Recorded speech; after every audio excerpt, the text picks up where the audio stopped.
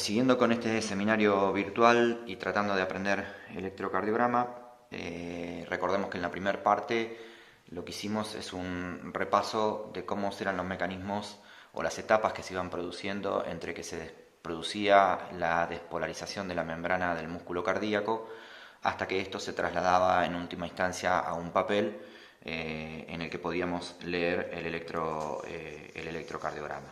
En esta segunda etapa vamos a tratar otros temas diferentes en los cuales vamos a desarrollar el ritmo sinusal y otros ritmos, la frecuencia cardíaca y cómo se determina el eje eléctrico del corazón y un poco también tratar de saber su utilidad.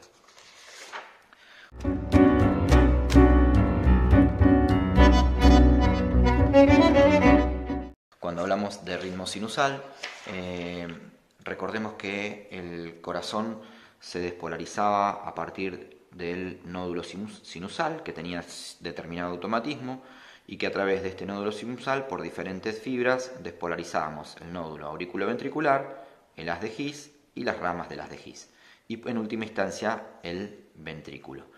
Por ende, el ritmo sinusal va a estar definido en una de sus principales características, es que toda onda P de despolarización auricular va a estar precediendo a un complejo QRS. Si lo miramos en el electrocardiograma, toda onda P precede a un complejo QRS. Toda onda P precede a un complejo QRS. La segunda característica es que va a estar determinada por el sentido de despolarización de los vectores de la aurícula. Recordemos que la aurícula se despolariza la aurícula derecha primero con un vector vertical y después con un vector horizontal, pero que a la vez esto determina lo que se llama vector resultante, y que este vector resultante de despolarización auricular va a tener un polo positivo hacia la punta del corazón o cara inferior y un polo negativo hacia la base del corazón o miembro superior derecho. ¿Tá? Entonces, si uno analiza este vector resultante en una aurícula que se está despolarizando a partir del nódulo sinusal, que es lo que le da nombre al ritmo, van a ver que esa P de la despolarización auricular va a ser positiva en D2, en D3 y en ABF, y como va a mirar la cola del vector en ABR, va a ser negativa en ABR. Si no miramos en el electro, la P va a ser positiva en D2, va a ser positiva en D3 y va a ser positiva en ABF y va a ser negativa en ABR, que mira la cola de ese vector resultante. Segunda característica, y probablemente la más importante, que determina que un ritmo determinado sea sinusal. La tercera característica de este ritmo sinusal va a ser que el intervalo PR va a tener un tiempo que dura entre 0,12 y 0,20 milisegundos. Recordamos que el intervalo PR es el tiempo de retraso fisiológico que le genera el nódulo auriculoventricular a la despolarización del nódulo sinusal. Despolarizamos el nódulo sinusal, despolarizamos las aurículas, se produce el retraso y después pasa el estímulo a los ventrículos. Si el estímulo cardíaco va comandado por el nódulo sinusal y respeta los espacios de despolarización y los tiempos de despolarización, va a respetar también ese retraso del nodo AB, y siempre ese retraso va a estar entre 0,12 y 0,20. Si miramos en derivación 2 y contamos los cuadraditos, 1, 2, 3, 4, 5 cuadraditos, 5 por 4, 20, va a estar entre 0,12 y 0,20 milisegundos. Tercer característica importante que definen el ritmo sinusal. La cuarta característica importante, pero variable a la vez, es que la frecuencia va a estar entre 60 y 90 latidos por minuto. Ese es el ritmo, es la frecuencia cardíaca que comanda el corazón y que genera el nódulo sinusal. Un nódulo sinusal en una persona adulta, en general, la frecuencia cardíaca va entre 60 y 90. ¿Por qué digo que es variable? Porque en general hay sujetos deportistas que son muy vagotónicos y que por ahí la frecuencia cardíaca va a estar en un ritmo un poquito menor, o personas que están ante una situación de estrés con una descarga adrenérgica y van a tener una frecuencia cardíaca un poquito mayor a 90 y seguramente su ritmo va a seguir siendo sinusal. Lo mismo pasa con los pacientes pediátricos que manejan frecuencias quizás más elevadas y no pierden el ritmo sinusal. Entonces la frecuencia entre 60 y 90 es una característica del ritmo sinusal, pero que es variable dependiendo de otros escenarios que también son normales. Otra característica de esto es que los intervalos R son siempre constantes o deben ser constantes. También es una característica que puede ser variable porque vos podés tener un ritmo sinusal y en determinado momento tener un latido anticipado como una extrasístole que te varía en un escenario el intervalo RR, pero la mayoría de las veces son constantes. Y la última característica es que las ondas P en una misma derivación tienen las mismas características. La onda P en derivación 3 tiene siempre la misma característica en todos los latidos. ¿Está? A modo de resumen, entonces les decimos que en un ritmo sinusal siempre hay una onda P precediendo a un QRS, siempre la onda P es positiva en D2, D3 y ABF y negativa en ABR, siempre el intervalo PR va a estar entre 0,12 y 0,20, la frecuencia cardíaca va a estar entre 90 y 60 con las variantes que dejamos en claro recién. El intervalo RR debe ser constante, también con esas variantes, y la onda P va a tener siempre las mismas características en una misma derivación. Vamos a hacer un pequeño repaso de otros ritmos para que vean de lo que estamos hablando con el ritmo sinusal y a modo de hacerlo comparativo. Y en este caso nos vamos a referir al ritmo de la unión. El ritmo de la unión es un ritmo que va a estar generado en el nodo auriculoventricular o en el haz de His. Esto ocurre cuando el ritmo generado por el nódulo sinusal por algún motivo se perdió y toma el comando del marcapasos del corazón estas células que tienen capacidad de tener automatismo. Este ritmo es supraventricular porque el estímulo está generado por arriba de los ventrículos, pero no es sinusal porque no está generado en el nódulo sinusal.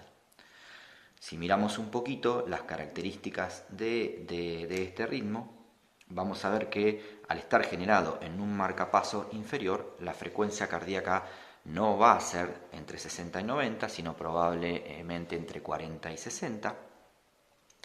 Los vectores de despolarización auricular van a tener un sentido superior y no inferior, como tenía en la despolarización del nódulo auriculoventricular, y los ventrículos se van a despolarizar por el mismo lugar que se despolarizaba el ritmo sinusal. ¿Qué determina esto? Bueno, como dijimos, frecuencia cardíaca menor, vector resultante diferente va a ser que si yo lo miro desde derivación de 2, de 3 y ABF, la P va a ser negativa porque estoy mirando la cola del vector, y si lo miro desde ABR, la P va a ser positiva porque estoy mirando la cabeza del vector. Y los ventrículos, como se despolarizan normalmente, van a tener un QRS angosto. Si lo trasladamos al electro, de 2 y de 3 van a tener una P negativa, ABF va a tener una P negativa y ABR una P positiva.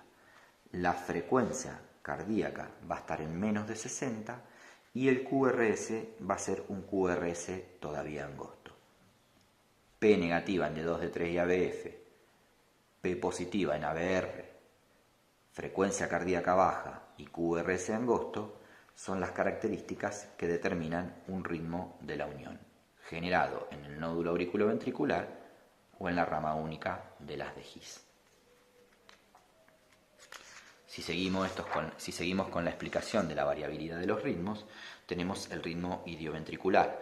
Ya acá no se despolariza en el nódulo auriculoventricular porque se perdió, en el nódulo sinusal porque se perdió, no se despolariza en el nódulo auriculoventricular porque se perdió, se va a despolarizar en las fibras de His-Purkinje o en algún otro sitio que tenga automatismo a nivel ventricular.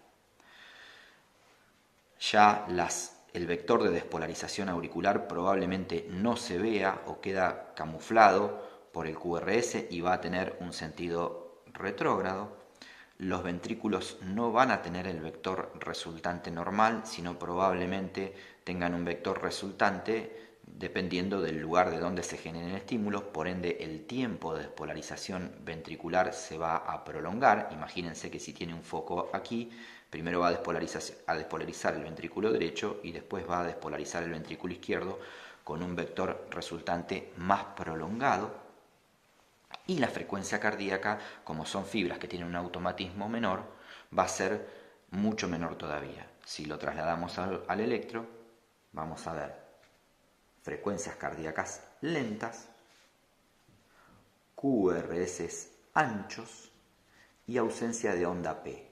A veces la onda P la van a ver metida en una deflexión del QRS, pero eso es muy difícil de identificar. Esto tampoco es un ritmo sinusal. No tiene onda P, la onda P no precede al QRS, los QRS son anchos y el ritmo es mucho menor.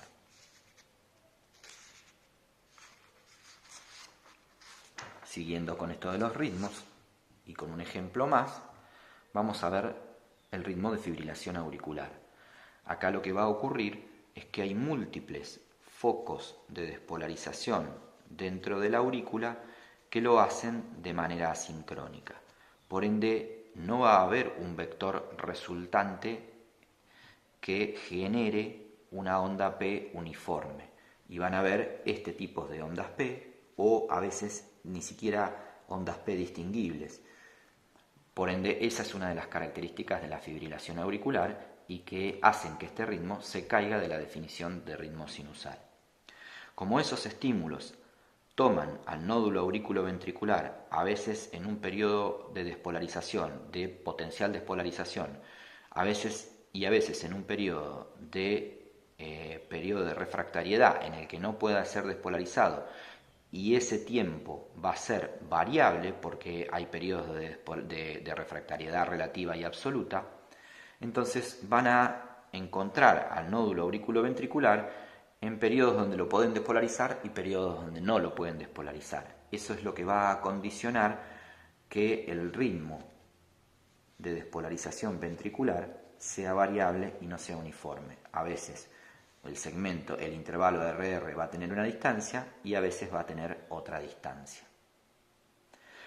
Ya en los ventrículos la despolarización pasa a ser normal, por eso van a ver que en la fibrilación auricular los QRS son angostos y todos son iguales. Entonces, ritmo variable, ausencia de onda P y frecuencia cardíaca alta con QRS angostos son los que definen la fibrilación auricular.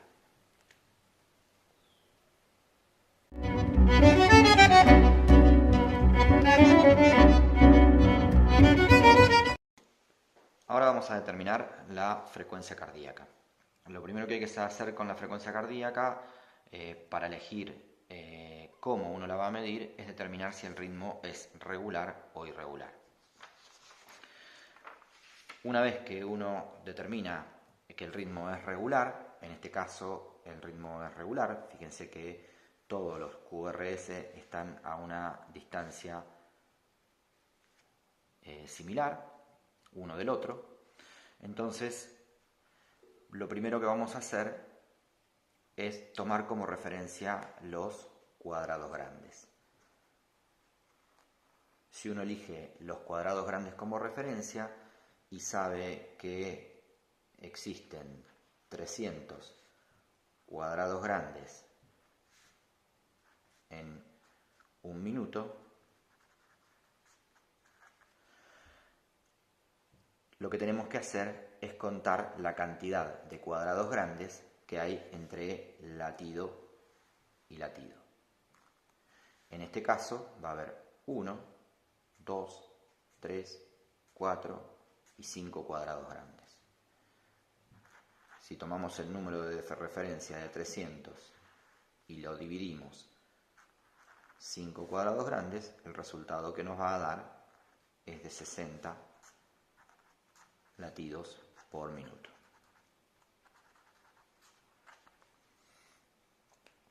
Otra forma de determinar el ritmo, la frecuencia cardíaca cuando el ritmo es regular es tomar como referencia los cuadrados chiquitos. Y uno va a saber que hay 1500 cuadrados chiquitos en un minuto. Entonces, si tomamos un latido y decimos que hay 5, 10, 15, 20, 22 en este segmento cuadrados chiquitos, lo que vamos a hacer es 1500 dividido 22 y el resultado aproximado es de 68 latidos por minuto. Una tercera forma sencilla de determinar la frecuencia cardíaca cuando el ritmo es regular es tomar como base los cuadrados grandes también, y nosotros sabemos que si tomamos de base el primer cuadrado grande y el latido se encuentra en el segundo cuadrado grande, el segundo latido, la frecuencia va a ser de 300. Si el latido se encuentra a esta distancia, va a ser de 150. Si está a esta distancia, va a ser de 100. Si se encuentra a esta distancia, va a ser de 75. Si lo encontramos acá, va a ser de 60. En este lugar, de 50. En este lugar, de 42. Y en este lugar, de 38. Tomando de vuelta como base el electrocardiograma que teníamos, el primer latido se encuentra acá es 300, 150, 100, 75 y 60. Vamos a ver que esta va a estar un poquito por debajo de 75, pero no va a ser de 60, por ende va a estar más o menos en 68 latidos por minuto. Siempre estas formas de tomar la frecuencia cardíaca son aproximadas. Entonces, para repasar, tomamos como base el primer latido y contamos 300, 150, 100, 75 y sabemos que ahí va a estar el latido, o sea que va a estar entre 65 y 60.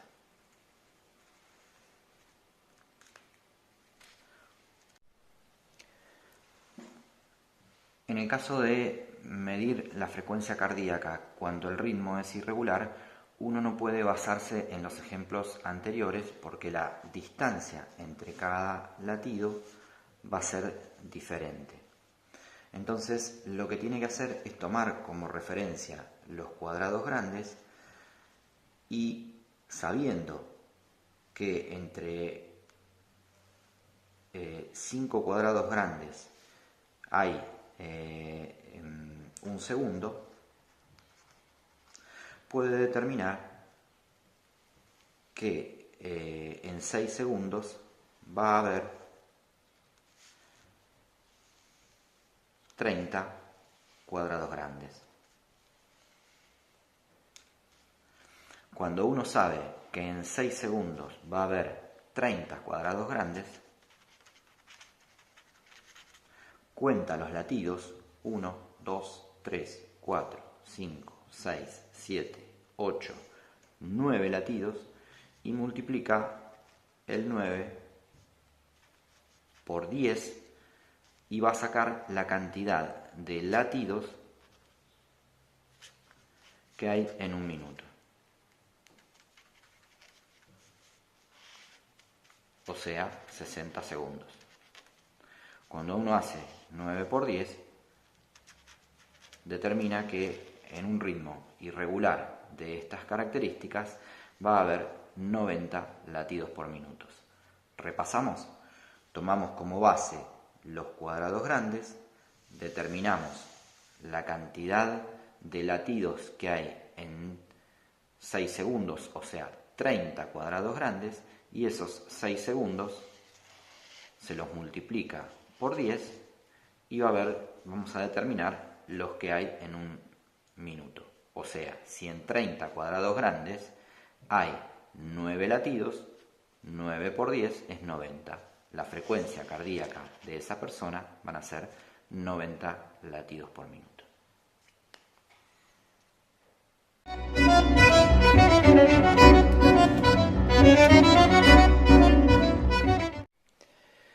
Bueno, ahora vamos a hablar de eje eléctrico. La primera disquisición sencilla que queremos hacer es diferenciar un poquito el eje anatómico del eje eléctrico. El eje anatómico, nosotros conocemos al corazón como una especie de prisma truncado ubicado en la cavidad torácica que está dirigido de arriba hacia abajo y un poco de derecha a izquierda, con lo cual tenemos una especie de eje que va en esa dirección. El eje eléctrico es la despolarización, es la dirección promedio donde se dirige el proceso de despolarización de las células cardíacas. En líneas generales, el eje eléctrico también tiene una disposición de arriba hacia abajo y de derecha a izquierda, pero hay infinidad de casos en los que, por ejemplo, en un bloqueo de rama derecha o en un paciente con hipertrofia ventricular derecha, donde el eje eléctrico adopta otra disposición más desviado hacia la derecha y el eje anatómico sigue siendo el mismo. Entonces la primera disquisición es diferenciar eje eléctrico de eje anatómico. Nosotros nos vamos a referir en este caso al eje eléctrico. Para empezar un poquito a hablar de eje eléctrico, vamos a recordar el concepto de vector. Recordemos que el corazón tenía un montón de vectores, cada célula miocárdica tenía un vector de despolarización en diferentes sentidos, y como el corazón funciona como un sinsitio, como un todo, al final del camino vamos a encontrar que el mismo tiene un vector resultante. Para el análisis del eje eléctrico, en este caso nosotros vamos a analizar el vector resultante de la despolarización ventricular. En líneas generales, el vector, en términos de frecuencia, el vector resultante más frecuente en los individuos es el vector que va de arriba hacia abajo y de derecha a izquierda. Siempre ese vector va a ser la resultante de la sumatoria de la infinidad de vectores pequeños que genera cada célula muscular cardíaca. Cuando analizamos este vector, y dependiendo de dónde lo miremos, si lo miramos desde la derivación 2, ese vector va a mirar la punta, va a ser mirado desde la punta, entonces va a tener una deflexión positiva. Si lo miramos desde ABR, ese vector va a estar observado desde la cola, por ende va a tener una deflexión negativa en el trazado electrocardiográfico. Y si lo miramos desde ABL, ese vector va a estar observado desde una línea perpendicular al mismo, por ende va a tener una deflexión que se llama isodifásica, que tiene estas características. Una vez determinado esto, como a modo de recordar un poquito cómo se determina o cómo condiciona un vector el trazado electrocardiográfico, vamos a nombrar un poquito en qué consiste el eje normal. El eje normal cardíaco de cada de los individuos, en líneas generales, está ubicado en un sector que va entre 110 grados y menos 30. Esto quiere decir que la mayoría de nosotros va a tener el eje cardíaco normal en este sector.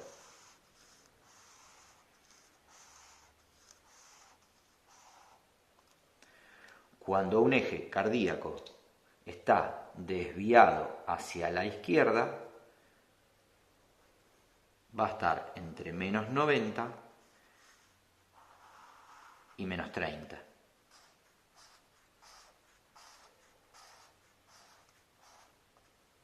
Y cuando un eje cardíaco está desviado a la derecha, va a estar entre más o menos 180 y 110.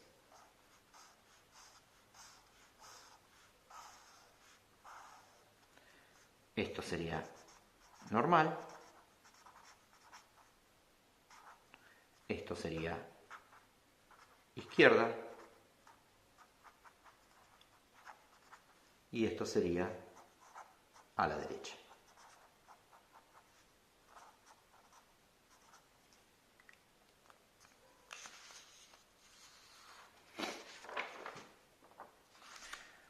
Para determinar el eje tenemos varios métodos, pero nos vamos a detener por ahí en los 4 más significativos.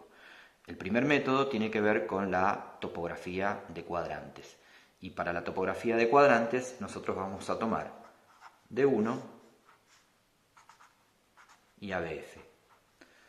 Cuando el trazado es positivo en D1 y positivo en ABF, el eje va a estar entre 110 y menos 30. O sea, va a ser un eje normal. Cuando el trazado esté negativo en D1 y positivo en ABF, el eje va a estar entre 110 y más o menos 180, o sea, desviado a la derecha. Y cuando el trazado sea positivo en D1 y negativo en ABF, el eje va a estar entre menos 30 y menos 90, o sea, desviado a la izquierda. Veamos esto en un ejemplo electrocardiográfico y vamos a ver que si tomamos D1 y ABF, D1 y ABF, el eje va a estar positivo en D1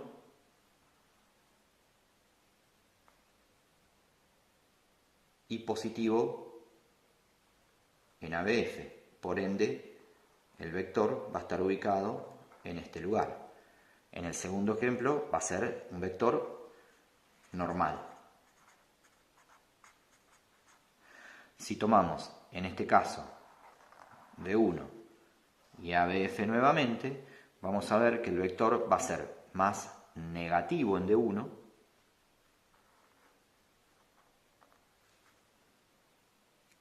y positivo en ABF. Por ende, el vector va a estar ubicado en el plano entre 110 y más o menos 180. Por ende, va a ser un eje desviado a la derecha. Y si tomamos nuevamente D1 y ABF, en este caso vamos a ver que en D1 va a ser positivo y en ABF va a ser negativo. Por ende, el vector va a estar desviado hacia la izquierda.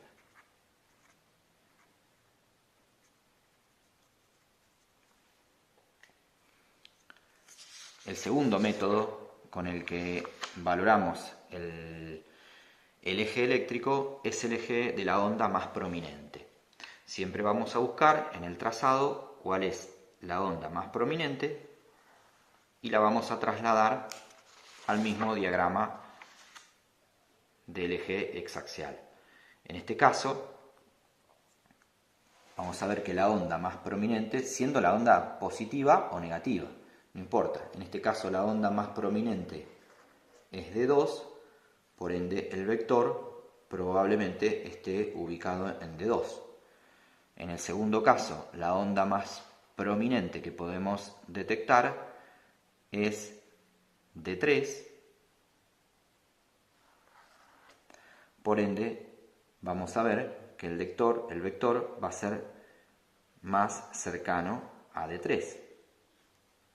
Y en el tercer caso vamos a ver que la onda más prominente es también D3 pero negativa, por ende el vector va a estar más cercano al plano negativo de D3.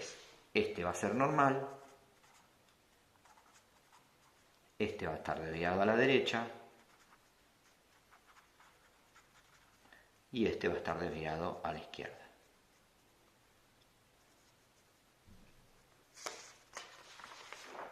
El tercer método que podemos usar es el de la búsqueda de la onda isodifásica y superperpendicular. Recordemos que esta es una onda isodifásica que en general estaba mirando al eje eléctrico de manera perpendicular y esta forma tiene este método. Si nosotros buscamos la onda más isodifásica en este eje, va a ser ABL. Entonces vamos a trazar una línea recta en ABL y vamos a buscar la perpendicular. Y la perpendicular es de 2. Entonces buscamos si en D2 es positivo, entonces vamos a ver que el vector va a tener esta dirección. En el segundo caso, la onda probablemente más isodifásica sea derivación 2. Entonces vamos a trazar una línea en la derivación 2. Vamos a buscar la perpendicular que es ABL y vamos a ver que en ABL es negativo, por ende el vector va a estar ubicado en esta dirección. En el tercer caso lo mismo, la onda más isodifásica es ABR. Trazamos una línea sobre ABR, buscamos la perpendicular que es derivación 3 y vemos que en derivación 3 el vector es negativo. Por ende, el vector va a estar ubicado en este lugar. Vieron que con 3 esquemas diferentes trazamos prácticamente los mismos vectores. Este va a ser normal. Este va a estar desviado a la derecha nuevamente. Y este va a estar desviado a la izquierda.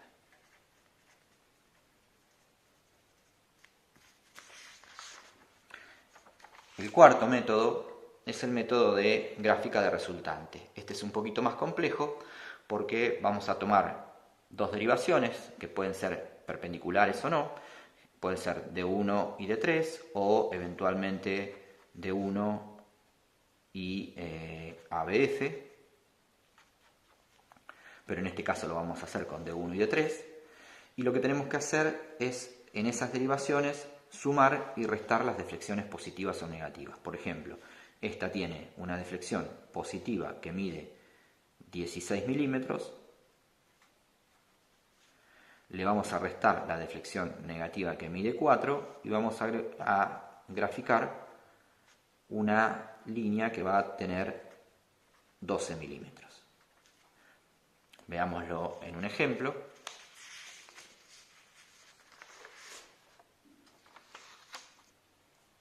Y esto va a ser más o menos así. Vamos a tomar de 1 mide más o menos 5 milímetros con una deflexión negativa de 1 milímetro, por ende va a quedar en 4 milímetros. Entonces cuando vamos a D1 tomamos 1, 2, 3, 4 milímetros y graficamos una perpendicular a esos 4 milímetros. Cuando tomamos de 3, vamos a ver que mide 5, 6, 7 milímetros con una deflexión negativa de 1, por ende tomamos 6 milímetros para el lado positivo porque es positiva y vamos a tomar 1, 2, 3, 4, 5, 6 y vamos a trazar una perpendicular. Entonces vamos a ver que el vector resultante es este, que es el punto donde se juntan las coordenadas. Tomemos otro ejemplo parecido y vamos a ver en D1 mide 5, 6, 7, 8, 9, 10, menos 1, 9 milímetros, 5, 6, 7, 8, 9, 10, menos 1 negativo, 9 milímetros. Entonces en D1 vamos a tomar 1, 2, 3, 4, 5, 6, 7, 8, 9 milímetros y vamos a trazar una perpendicular a esos 9 milímetros.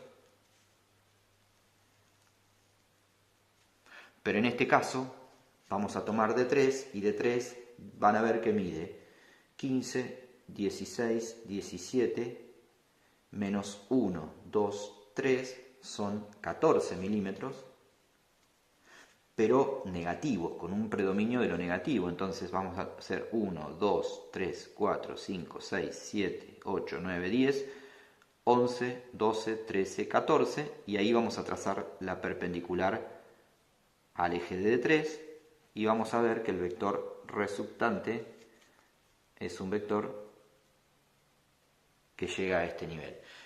Este tiene un eje normal y este tiene un eje a la izquierda. La importancia de la determinación de los vectores tiene que ver con una correlación con lo que le está pasando al corazón. Muchas veces el eje eléctrico desviado a la izquierda se puede deber a un bloqueo de rama izquierda, a una hipertrofia ventricular izquierda, a un infarto de miocardio, y lo mismo que un eje desviado a la derecha. Puede deberse a un bloqueo completo de rama derecha o una hipertrofia ventricular derecha.